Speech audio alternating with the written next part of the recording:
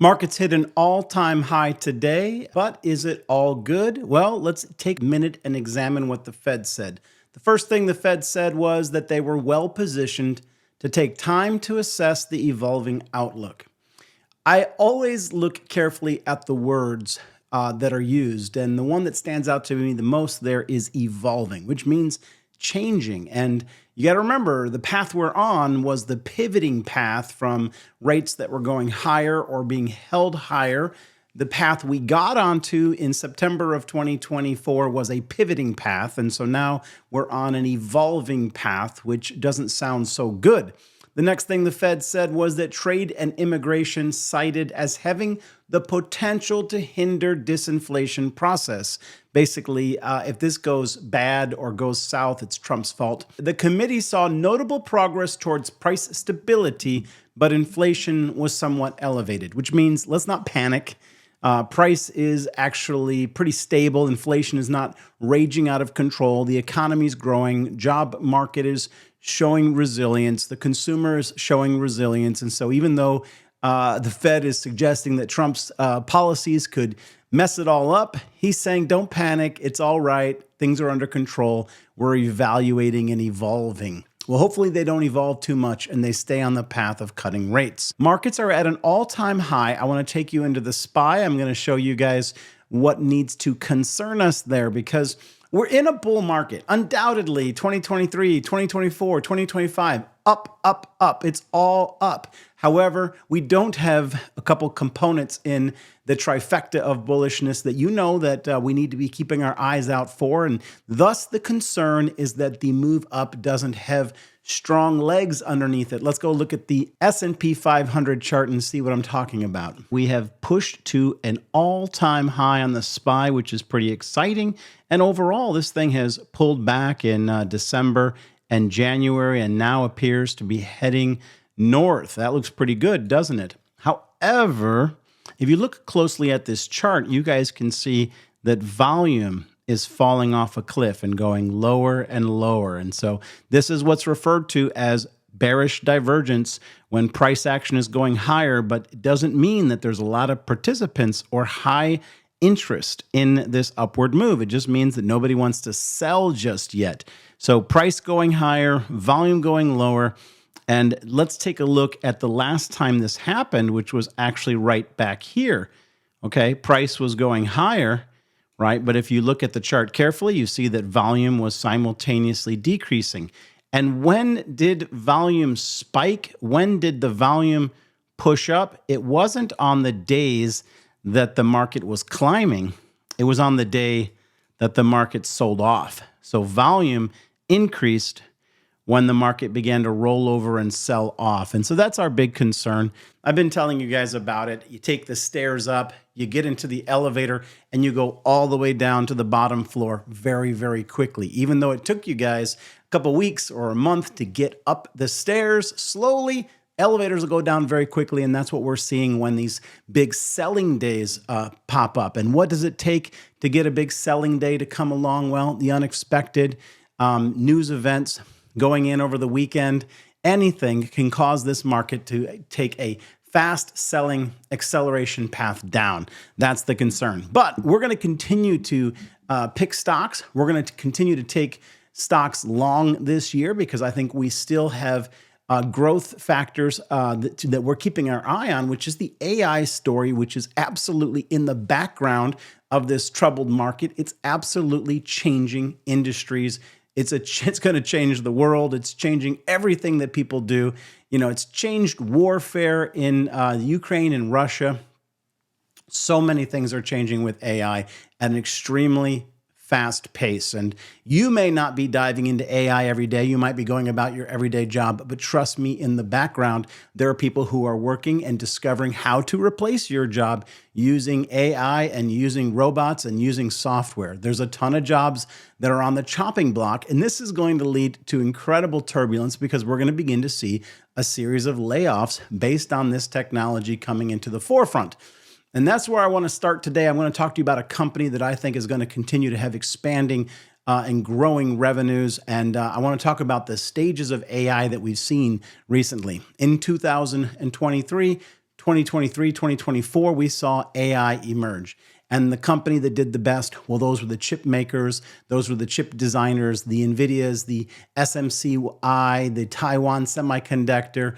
All of those did very, very well because the AI story was taking off and it was all about selling the picks and the shovels for the gold rush. But now we're going to see in 2025 and 2026, we're going to see the application of AI and how it revolutionizes well-run companies to get bigger profits and to scale their business faster than anybody else. And that's what I'm going to talk to you guys about today, a stock pick that I believe has finally pulled back enough that we can justify getting in on it because the success story there has been incredible. It's up just under 500% since it IPO'd in March of 2024. And I'm going to get into that stock pick here in just a minute. I'm going to give you the bullish case. I'm going to show you the charts and why it is I'm a buyer right now. This is the Stocks with Josh show. Thank you for joining me.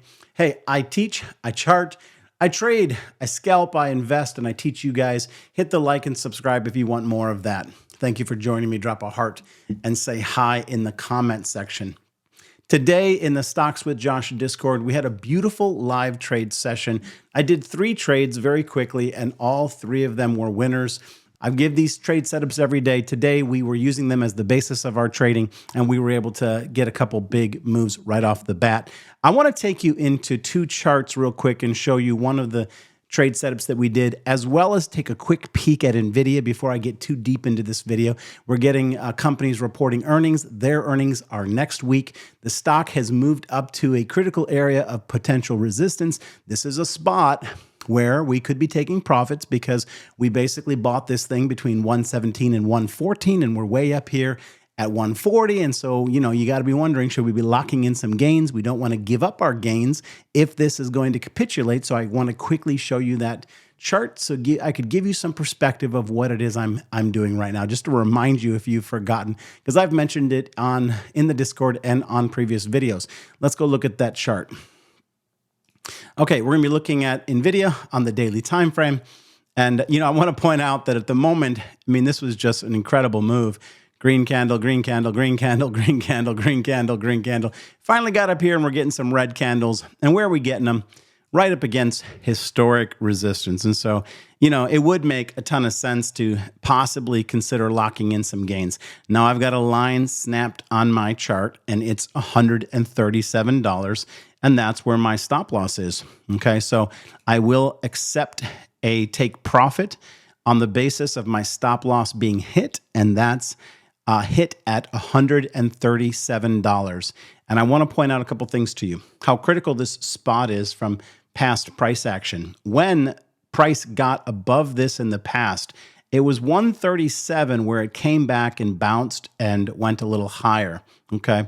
And then again, when it had another move higher, it came back and bounced on 137 and went higher, okay? When it crashed from the peak of 153, it came all the way down and was right here around 137 where it fought its battle.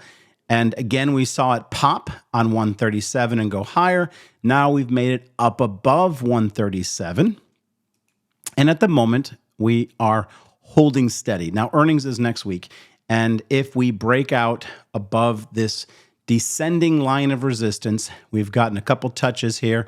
If we can open and close a candle above it, well, then this is actually going to be a much bigger move than people are currently planning for.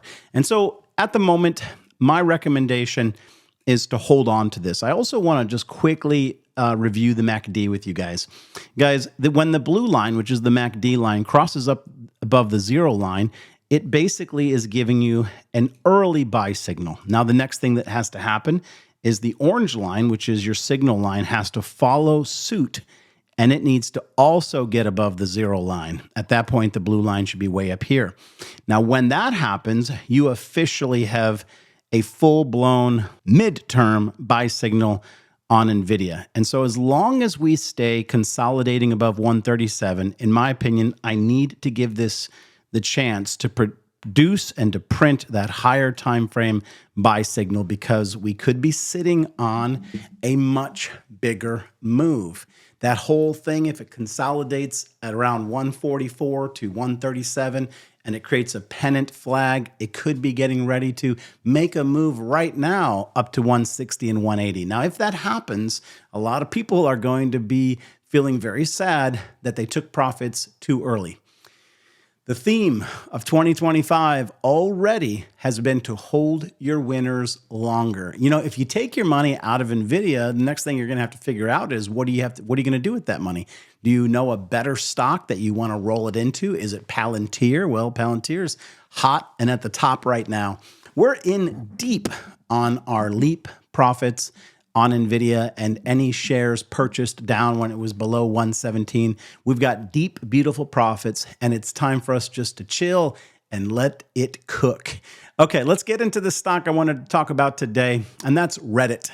Guys, this is a new leap option. Actually, we went with skips, and at least 5 people are going to ask me in the comments section, what is a options skip? It's a made-up term that I actually got from Trading with Ashley, and it simply refers to a medium range option, basically anything between 4 to 6 months. So it's basically sort of a mid-year option. They're typically expensive, but not as expensive as the leaps, and they can produce bigger returns. Now, I went with a specific skip pick, and it's in the leaps channel. I announced it today, and within maybe even a minute, it began to go up. And the last I checked, it was already up $200 per skip. And so the Leaps channel and the Leaps challenge continues to be very profitable. And I hate for you guys to miss out. I mentioned it in December and in January, not to sleep on it, because if you're not a scalp trader and you don't have time to swing trade, scalp trade, day trade with us in the live trade sessions and take advantage of them, and you need to go a little bit slower, then this Leaps thing is for you. All right, but Reddit was the new call, and this thing IPO'd in March of 2024, and it's up 455% since then, an absolute massive move. Why is it up so much? Well, they've been crushing it with earnings. Their Q4 2024 revenue was up 71% year over year. And so they definitely delivered the numbers and beat expectations in that area. They also have massive AI and Google deals to basically monetize content with major tech firms. They also had a huge user surge. Daily active users went up 50%, bringing them to 102 million daily users. Now, this is actually where things got messed up in their earnings report, is because they were slightly below market expectations for new users. The market had expected a higher level of adoption of users in recent days. Now, there's actually a reason why this happened, because their partner Google actually played a contributing role to accidentally not driving customers to the platform in the way that they should. It just reminds you how big tech can control the flow of information. They straightened that out, so Google fixed the algorithm, and the temporary search traffic that had been declining has since been resolved. And why is that super important? Well, it's super important because this thing is up nearly 500%. It's been on a tear since the IPO. There's a great underlying growth story. They're following it up with revenue and users. We were waiting for a FUD story to come along that could justify the stock price dropping so that we could get in, and we got it. Now is not the time to be fearful of Reddit. Now's the time. If you had been locked out of its ever-rising price channel, now's the time to get in. That's what we did. That was the plan. That's what we were waiting for. And I'm going to take you into the chart and show you why I think it makes technical sense. All right, you're looking at the daily chart of Reddit. We have some pretty clear points of control. The initial surge when they IPO'd, we have this beautiful trend line established back here. This gives us an overall channel that this has been steadily moving into.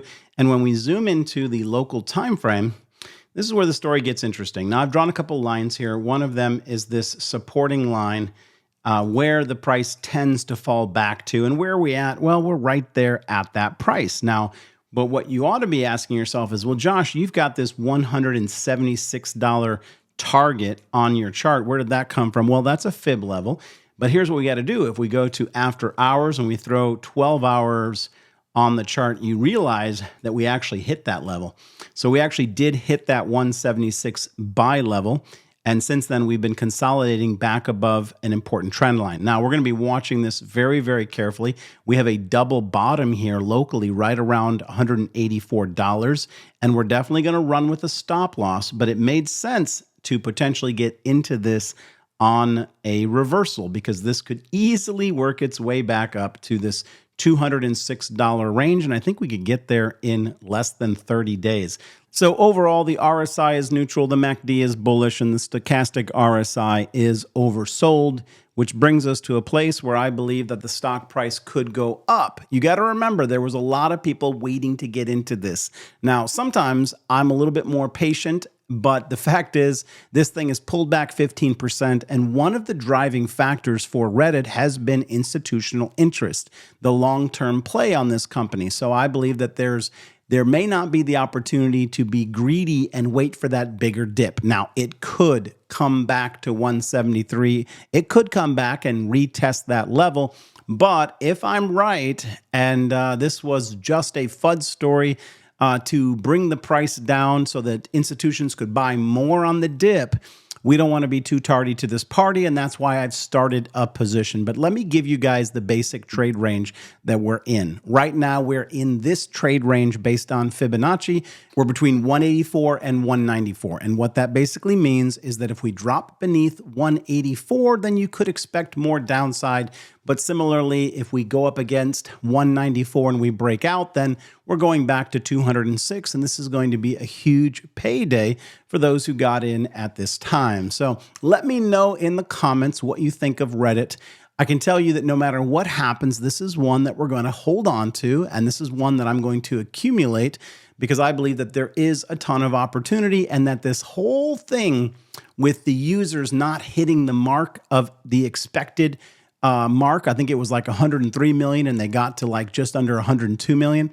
This entire thing, I believe, was sort of a manufactured snag or just a big FUD story because they're partnering with Google and Google wants to drive business towards them. And because they're doing that together and implementing AI, this, I think, is going to continue to outperform and show incredible year-over-year growth. The story is early, and there's a lot of times you look back on companies like Facebook or Google and you wished that you had gotten into them when they IPO'd. I remember Facebook IPO'd, I think at around 30 bucks, dipped to 15, and then it took off from there, and I participated and I bought it, but I didn't hold my winner longer, and that was quite a while ago. So you guys know that by this time, after having traded for so long and invested for so long, you want to load into these long-term winners. Institutions are looking at Reddit not like a swing trade or a scalp trade. They're looking at getting returns out of this company at the end of 2025 and at the end of 2026 because the story is sound, right? It's a sound story, and I believe that there's companies that are going to let this money sit in here and cook and continue to buy the dip. And truthfully, that's what we're going to be doing as well on the Stocks with Josh Discord and the Stocks with Josh page. But come over and check it out. We're making money every day, and I'd hate for you to miss the next long-term investment in leaps or skips in the Stocks with Josh channel. We've already loaded 2 new recent positions, and we'll see how they turn out. But if I'm on here a couple weeks from now talking about being up 100%, I'd feel very bad if you didn't participate. But come check it out. Appreciate you. Peace and blessings. Take care. I'll see you in the next video.